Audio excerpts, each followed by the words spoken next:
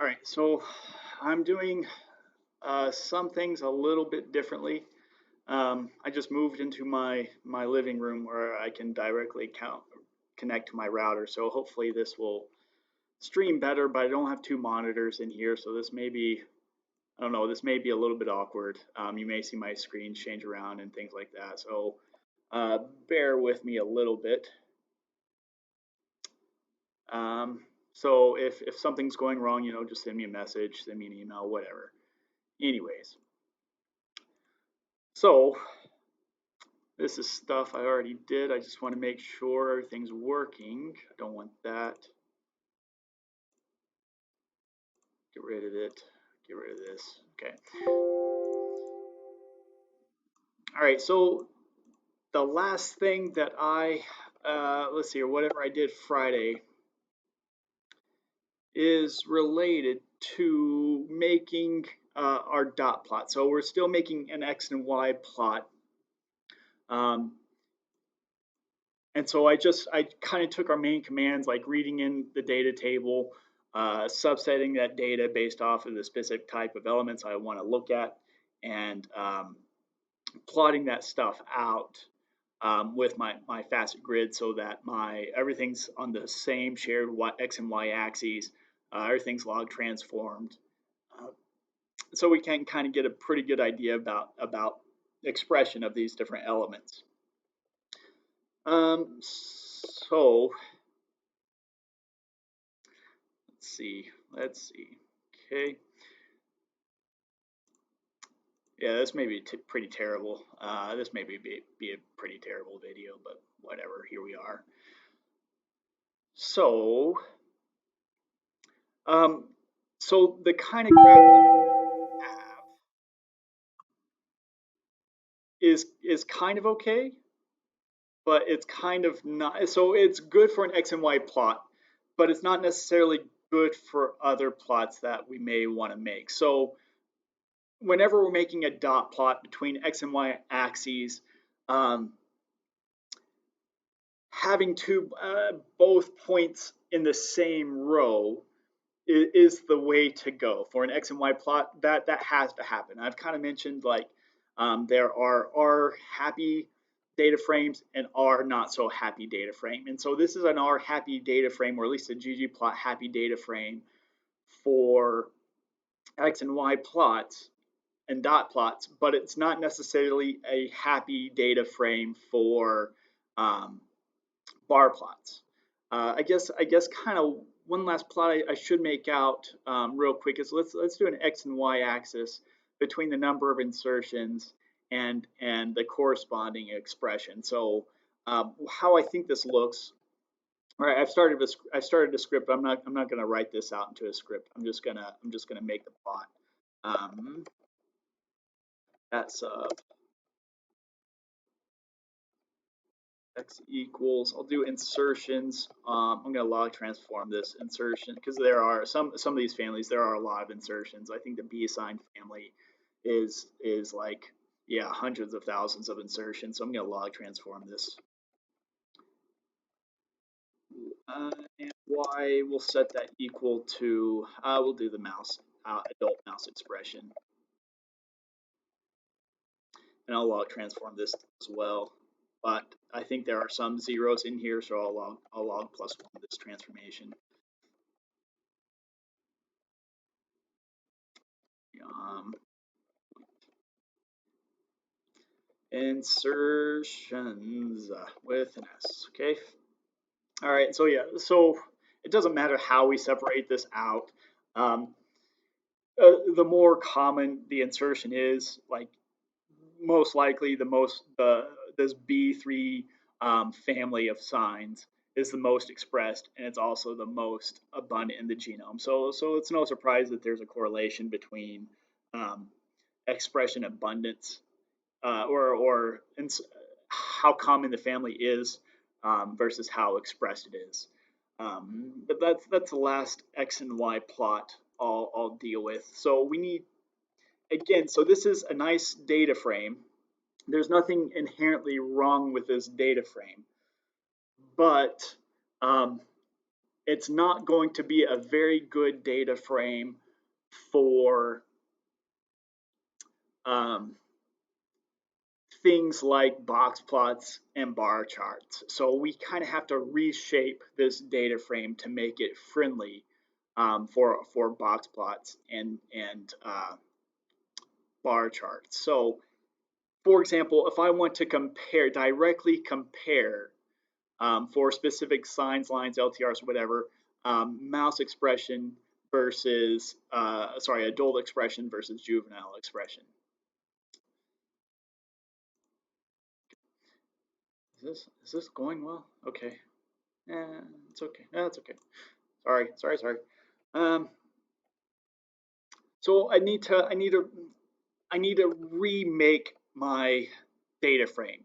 And so what I kind of have to do is that I have to get um, for good box plot, I need to get the values for A mouse expression and J mouse expression into the same column, but then have a new column that tells me which row is a adult mouse and which row is juvenile mouse.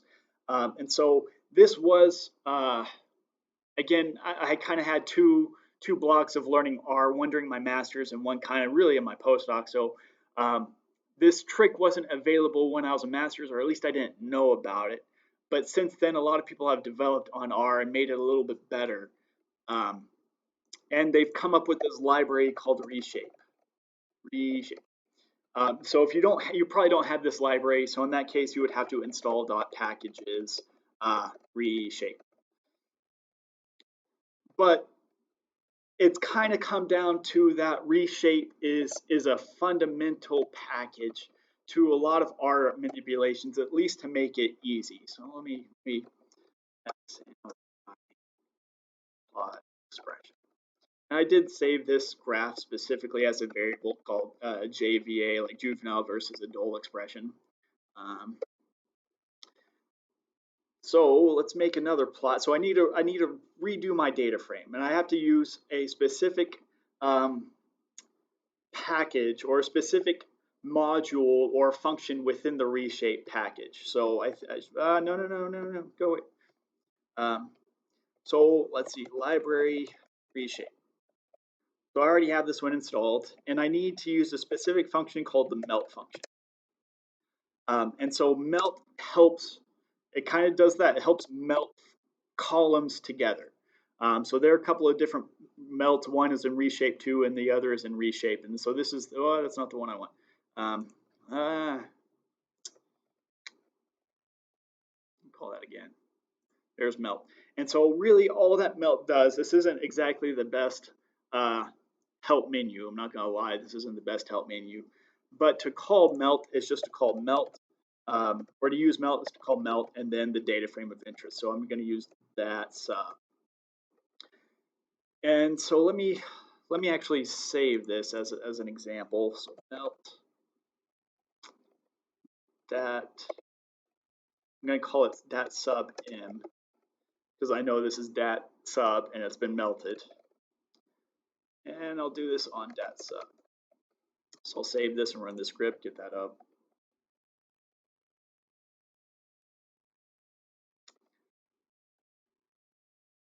Okay, so what this says, the species type family is ID variable. So I have them in my dat sub. This is my new data frame that I just made. And so it's reshaped. And so it's reshaped so that all three of these columns, except family, got melted into two columns. So in variable, I have insertions, J mouse expression, and also adult mouse expression is in here in this column. And then there's going to be a value. But I don't like how this was melted. And you can make melt melt on specific columns. So what I need to melt together are, so what's going to stay consistent is basically I need to define the columns that are going to not be melted together. So that's going to be the species, the type, family, and insertions. I don't want those columns to be melted together. I just want the A mouse and the J mouse melted together. So I need to define which columns I don't want melted. So this would be species, type, I do have to keep these in quotations, otherwise it won't work. Insertions, that would work. Insertions, and I think that's it. Type, I need family too. Type family insertions, something. There we go. I think that's it. So I think those will be the columns I don't want melted together. So if I run this command, save that, resource it, my data sub over here. Okay, so now I have all these static columns. That's fine. And so now I have my columns melted into a variable column that has the variable of interest. So this is the expression of this adult mouse expression for this specific family, and then the value for that. So I have a variable and a value. So I could change those column names if I so wanted to by renaming or recalling my names function, but I don't think I want to do that just yet. Let's see. If I sort this by, let's say, family type, right? So now I have a row. So for this 7SLR RNA, this type of line, I have now two variables. So I have adult mouse expression with that value, and then juvenile mouse expression with that value as well. So now I have both of these in the same column, um, which makes it a much easier to draw uh, bar graphs and box plots with these. So now I have my new data sub, my new melted data source. And so if I want to say I want to directly compare all of my expression, um, all of my variables. So I want to compare my distributions between, say, for all lines. I want to look at my juvenile expression distribution. I want to compare that to my adult expression distribution. A box plot is a pretty solid way to view that. So ggplot data is not data sub. Now it's data that sub in. Let's see, x as is equal to, so on my x-axis, I want to define this by my, again, this is box plot, so my values, my distribution will be on the y-axis. So my x-axis, I'm going to set to type, and y will be set to, um, this. So my y will be set to value. So, and if I geom box plot this, val spelling. Okay, so now it's presenting on my box plots, right? Everything's fine. Um, this isn't log transformed, just so you can definitely see a major difference in the expression of lines versus everything else. Lines are always really highly expressed. Um, but it's not separated by uh, stage, like life stage. So it's not separated by juvenile or adult stage. And so I can change that in my AES function. I can call I can set my field equal to my variable. So that's just my variable column. That's where variable is coming from. And again, variable is defined already, but whatever, it shouldn't cause too much of a problem. So now I replot this out. Now I have independent box plots for both my adult expression and juvenile. And so I have that separated out for all of my different DNA transposable elements. Look over here, okay. Right, so that's kind of nice. That's a fairly nice figure. I'm gonna log transform this for my value. I'll log 10 it, plus 1 it as well. And that should be very comparable. Yeah, so that looks pretty nice. So when we log transform it, we can start to see differences in our expression pattern. So almost in all cases, except for signs, we can see that these elements, these transposable elements, have higher expression values in the adult testis versus the juvenile testis. And so we could statistically test that if we so wanted to, also using R. But I'm just going to go ahead and put this in. So I'll do box expression plot.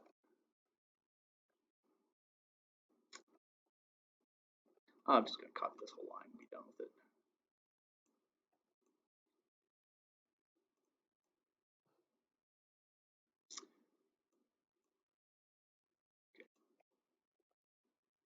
Okay. But I think that's fine. I think that's fine. Let me source this and rerun it. Make sure that that plot will come back up as I want it. Box exp. No. Okay. No errors. Everything's back. That's nice. Um, so there are a couple of things that I don't necessarily like in here. Specifically, like um, what don't I like? I don't like necessarily the order of my elements, DNA line, LTR sign. So ggplot already has this um, annoying thing where it will sort a graph based off of the alphabet. So right, it's alphabetically ordered, and I don't necessarily like that. And I think I can change that. I'm gonna try to change that. This might be a bad idea because I'm kind of going off of memory. Again, almost any time I use R, I have to have a guide to help me do what I want. So let's see. So I want to change the order or my appeared order of these elements. So this will be type, factor date, sub, in type,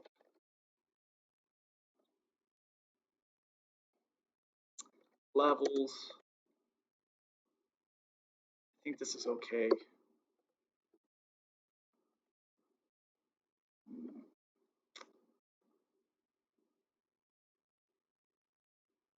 Maybe it's labels.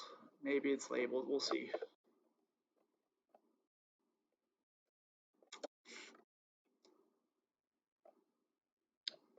Let's see. I want specifically for my order to be in line, sign, LTR, and DNA. It's either labels or levels. We'll find out. This may get grumpy.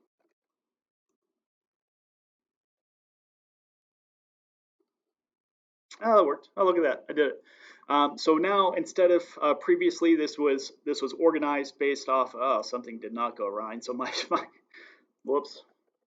So my labels changed, that's fine, but my data actually did not. Let me try levels.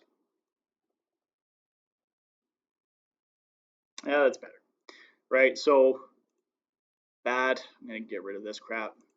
Oh, get rid of that one. Right, so this is my original figure, so it's alphabetically labeled on the x-axis, but on the y, but I switched it up so that my levels, and it's not necessarily manipulating ggplot, it's just defining how I want my variables within type to appear and what order I want them to appear in. And it's not exactly an intuitive command. If there's anything about R, this is like nothing's intuitive. Almost everything has to be Googled, everything has to be searched, and everything has to be tried. Everything has to be troubleshooted. It's pretty frustrating. So this isn't exactly a intuitive command, but it is Googleable if you want to change values on the X and Y axis. All right. So let's say I can also manipulate other things in this graph. So we've already done one theme, theme, theme BW. So I don't necessarily like the gray background. In a lot of figures, you rarely actually see the gray background. Um, why is that complaining? Probably an extra space. Fine. Theme black, white. And let's say I don't necessarily like my X and Y axis. So I can change my my X and Y labels, right? So I don't necessarily want this log 10 expression value. So I can do, say, uh, Y lab is equal to, I'll just say log.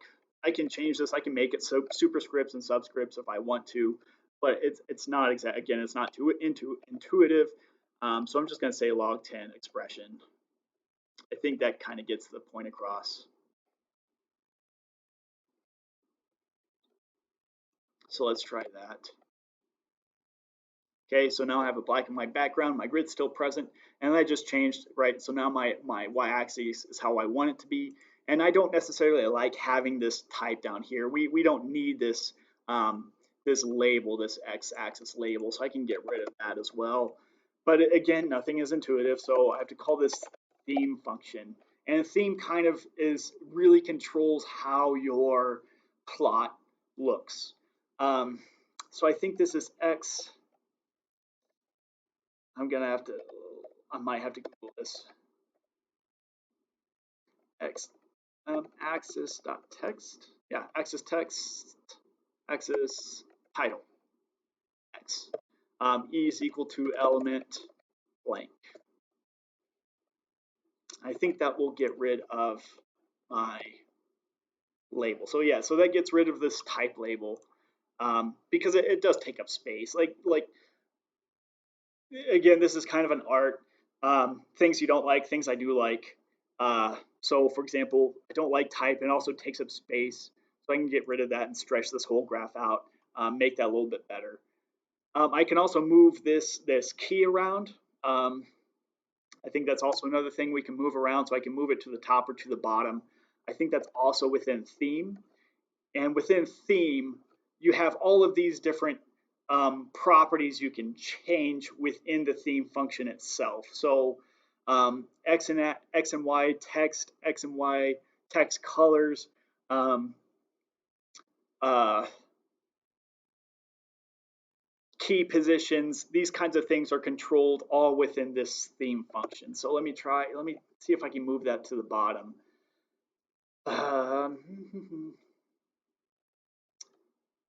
need to think about what the variable is, though.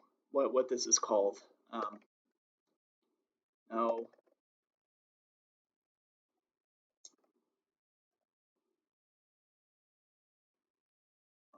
I'm gonna have to Google it.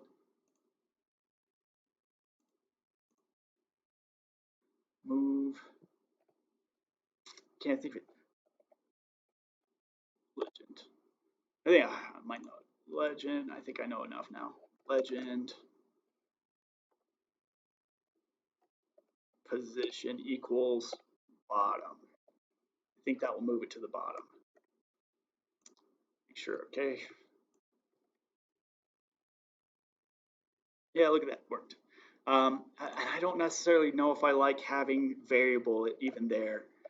So I think I can get rid of the legend title as well.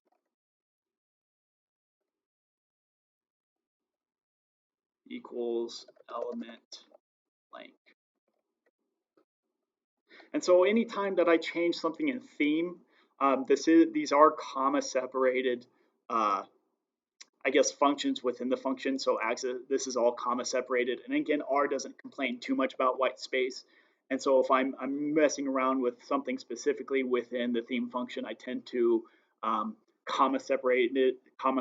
And once I have a comma after that, then I just hit enter to go to the next line. Again, I think that just makes things a little bit easier to look at in the actual code. Um, yeah, so that got rid of the whole type altogether, and also it stretches this thing out a little bit, so it makes it a little bit easier to work with, a little bit easier to look at. Let's see how long I've been doing this for. Oh boy, sorry. That's just OBS. That's my screen recorder. 25 minutes. I think that's enough for now. So again, just playing around with stuff, and we'll call it here. All right. See you all Wednesday.